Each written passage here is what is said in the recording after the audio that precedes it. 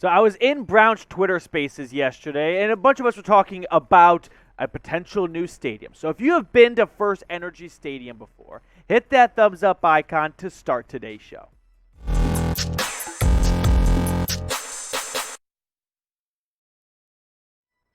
What's going on, everyone? Welcome into the Cleveland Browns Report. Matthew Peterson here from Chat Sports. And here's what we got on tap for the good folks in Cleveland today. Could a new stadium be coming? We're going to look at the latest reports on that front to kind of start the show off. Then we're going to get to an interesting trade idea about D'Ernest Johnson and maybe a Kareem Hunt extension on the horizon. Plus, is the door closed on Ndamukong Suh being signed by the Browns in free agency? All that coming up on today's show. But let's start things off with the interesting story that came out over the weekend. I wish I could have gotten this out to you guys sooner. I had to go out of town. But we're going to talk about it now. The latest stadium rumors. So, rumors came out that the Browns were interested in building a new $1 billion stadium. So, let's kind of backtrack a little bit and set the scene here because FirstEnergy Stadium, right, which replaced Cleveland Municipal Field, isn't that old. It opened in 1999, right, when the Browns returned, when the franchise expansion happened. We don't need to talk about that. Screw you, Art Medell. I mean, actually, Ravens producer right here, Jeremy Chuggs. You took our team, you son of a bitch. All right, moving on, though. The current lease at FirstEnergy Stadium runs through 2028, which it's kind of like college football where it's a future game that feels a bazillion years away. It's only 6 years away, so it's going to be here a little sooner than maybe 2028 sounds like. Now, the Haslams denied reports about a dome stadium being on their wish list. I'm not surprised that they denied this report because they want it to be largely taxpayer funded. Haslams are a little bit in the doghouse, right? They gave Deshaun Watson $230 million, which some people love, but there's a good amount of people that don't like that. And so maybe they're not going to try to flood the bad news cycle with their name by also going on top by saying, not only did we give a player who some of you guys don't like $250 million, but we also want you to pay for our new stadium. That sound good to everyone? So maybe that's why they are denying that. But let me ask this question for you kind of right off the top before we look at this a little more. Do you want a new stadium? Give me a Y for yes or an N for no if you would like a new stadium at all. Now, the Haslam VP Sports Group, Peter Jean-Baptiste, was asked about this, and he released this presser, and I thought this was an interesting little quote from it. We have been immersed in discussing ways to best approach the lakefront's future, and the stadium naturally is a critical piece to the long-term execution of such a project. Contrary to recent speculation, a recent feasibility study we launched does not contemplate a new stadium or showcase new stadium sites.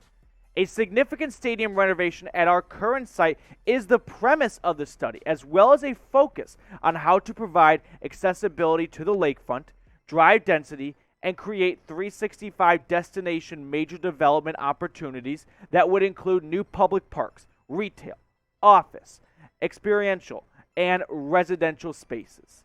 My question is, who kidnapped Haslam? Right? We have never seen him want to spend this much money before. And all of a sudden, he's willing to fork over $230 million to get the Deshaun Watson trade done. And now he is looking at renovating FirstEnergy Stadium. So I'm all for him spending this money.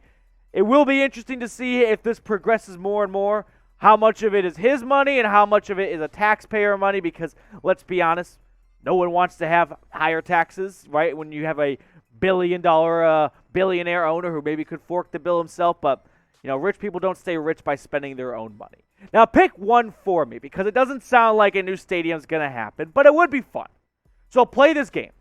Would you want a dome stadium? Would you want an open roof or a retractable roof? If you want dome, put dome. If you want open, put open. Or if you want a retractable roof, type R down below. Personally, I don't like the idea of retractable because the idea is, well, if it was a nice cold day, we could open it up and still have the AFC North football in there.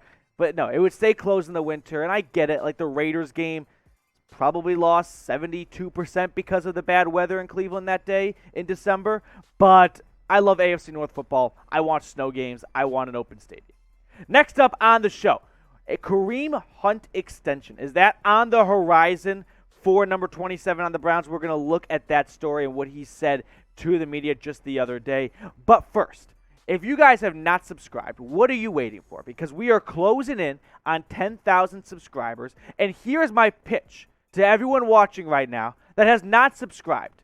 It's the dog days of the off season right now. So if you want your ideas to be on the show, just comment your show idea down below. All I ask is that somewhere in your comment you put #Browns. That way I can just command F that bad boy and find it very easier than, searching through hundreds of comments. So if you want to be a part of the show, because listen, that's what Chat Sports is all about. It's Chat Sports. It's a two-way conversation. Put your show ideas down below once you subscribe. Here's what Kareem Hunt, though, was said to the media the other day about his contract. Right now, I'm just taking it day by day. Man, I'm going to see what they want to do with me. I'm just taking it day by day. I'm hoping I can be here long term.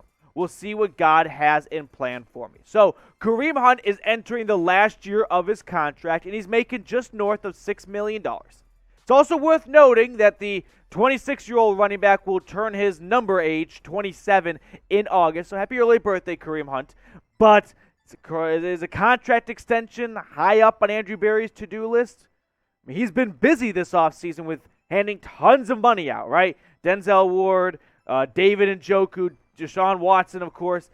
I don't know if Kareem Hunt is going to be at the top of his to-do list, to be honest with you guys. So far in Cleveland, we all know he's been a very special and talented player for the Browns. He's been the 1-2 punch with Nick Chubb, the thunder and lightning, working out of the backfield, forcing defenses to respect his ability in the pass coverage game.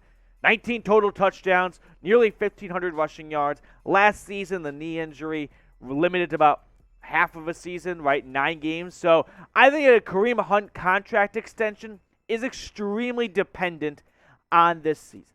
I was originally going to show a graphic right now showing what running backs over the age of 27 did last season, but it's a very small list.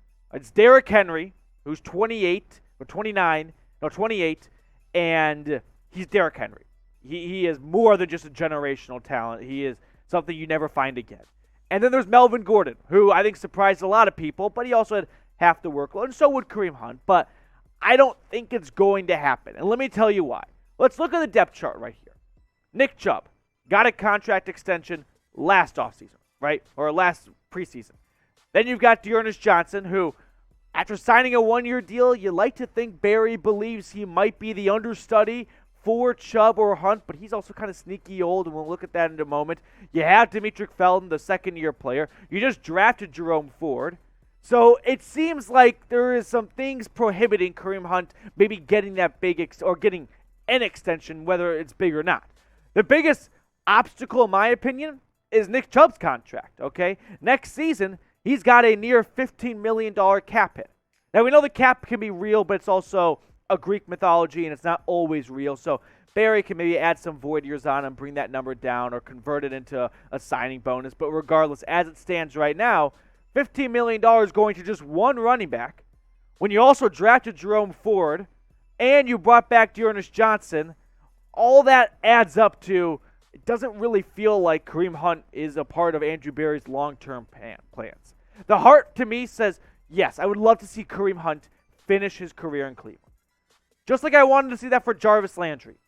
But the brain, I don't see it happening. Like, from a financial standpoint, you don't see many 27-year-old running backs get extensions with teams.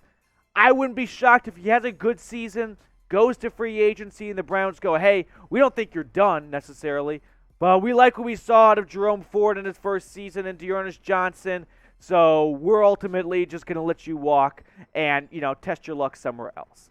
But I'll open this up to you guys watching. Should the Browns extend Kareem Hunt?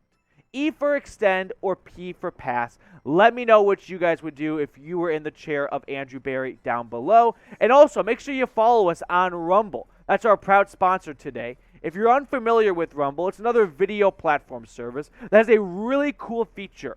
Kind of like what YouTube has if you have YouTube Premium, which is you can do audio only. So if you want to hear my beautiful, lovely radio voice while you're doing other things on your phone, texting on Twitter, whatever it may be, you can just leave the Rumble app, have the video continue to play, and do what else you want to do on your phone. Check us out, rumble.com/Browns Report. Links below in the comments and the description.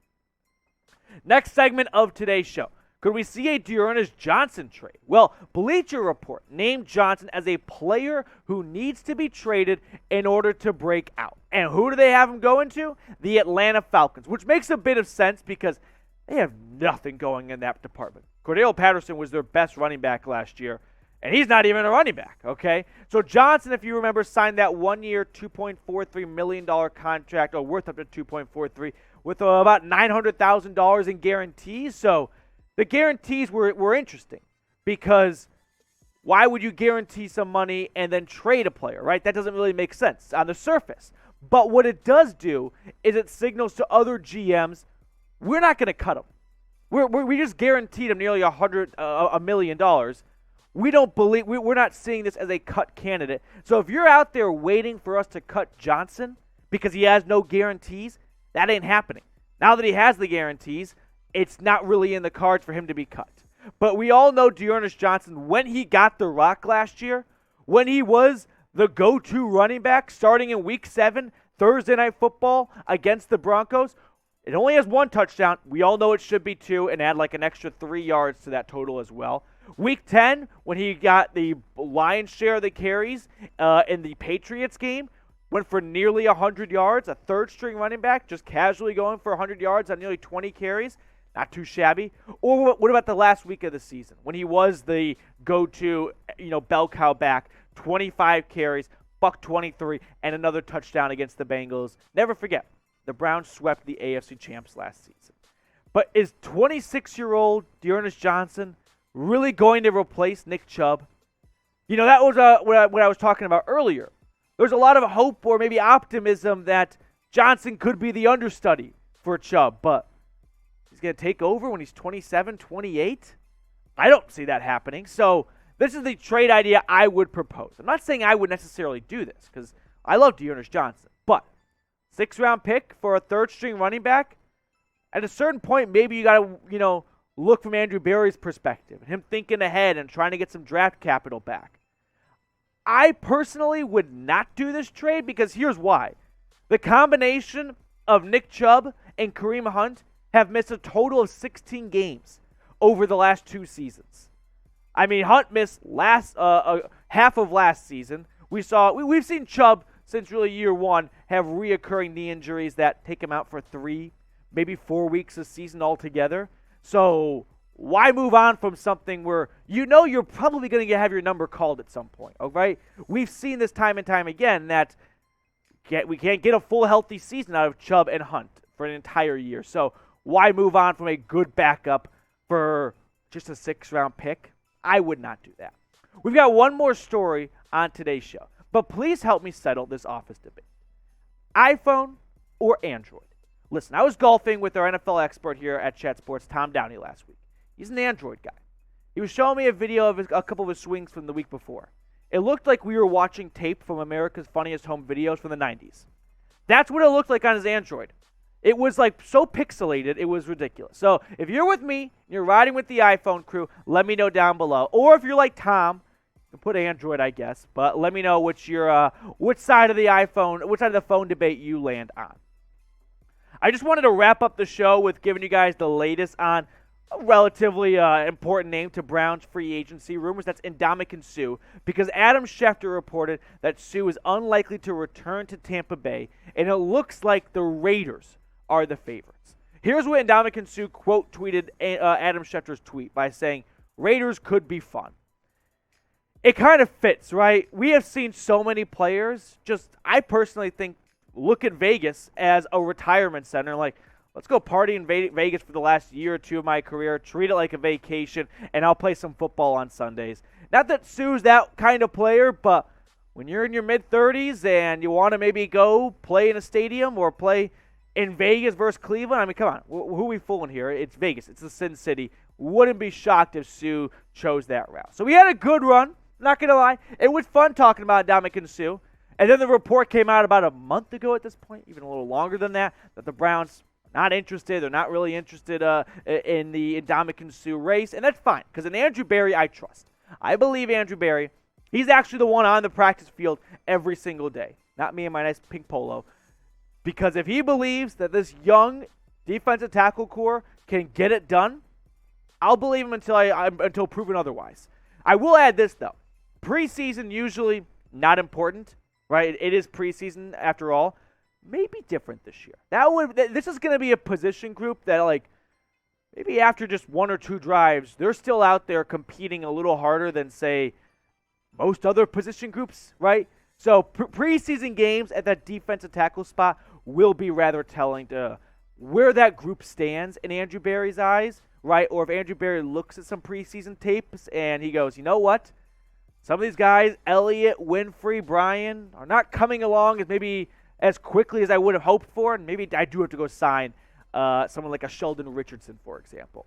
Appreciate everyone that watched today's show. Thank you so much for making us a part of your day. If you're not following me on Twitter already, make sure you do so by going to @MatthewPeedy. I tweet about the Browns and the NFL. That's going to do it for us. I'll see you guys later with more Browns news and rumors.